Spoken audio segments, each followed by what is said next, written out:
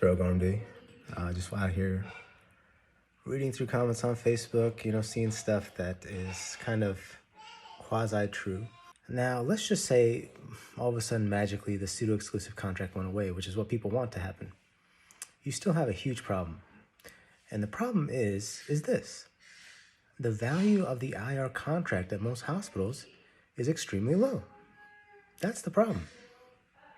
If you take a group right now, whatever group it is, IR-DR, mixed IR-DR, if you took all of the IR cases at that hospital in a given year and you subtracted them from the total radiology procedural log, basically if you took all the cases that were done in radiology and you separated out the IR cases from the diagnostic cases, those IR cases, sad to say, would not be worth very much.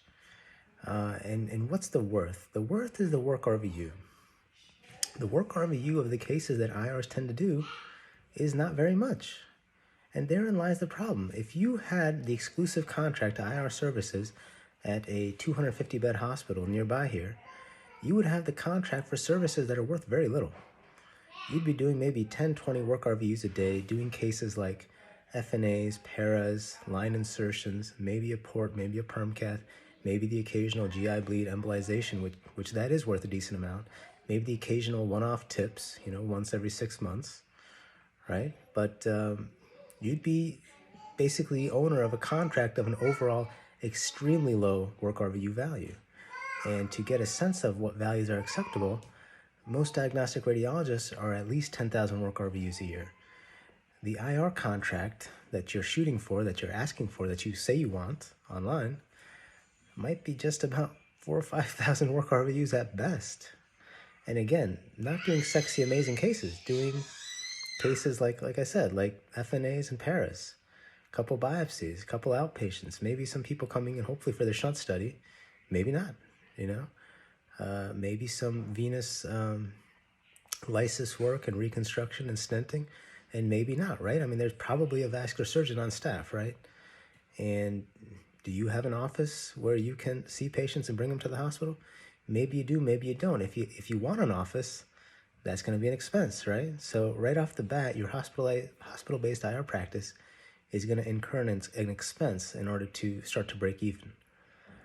The reason that IR has tied to DR is because DR helps IR float. Hard truth to swallow for many IRs, hard truth to swallow. They don't want to hear that. They don't want to know that. But if you look at the numbers, it will show that time and time again. The diagnostic radiologists are the reason that you're actually making any money in the hospital. If you want to split away from them, fine. And then, again, just to give some cold hard numbers, when you're making $200,000 a year, working for the hospital, doing all the IR, doing all the paras, the myelograms, the occasional bleeds and the occasional good cases, that's probably what you'll make, before taxes. And try hiring somebody to join your group with that, Pseudo-exclusive contracts are a problem, but they are not the problem.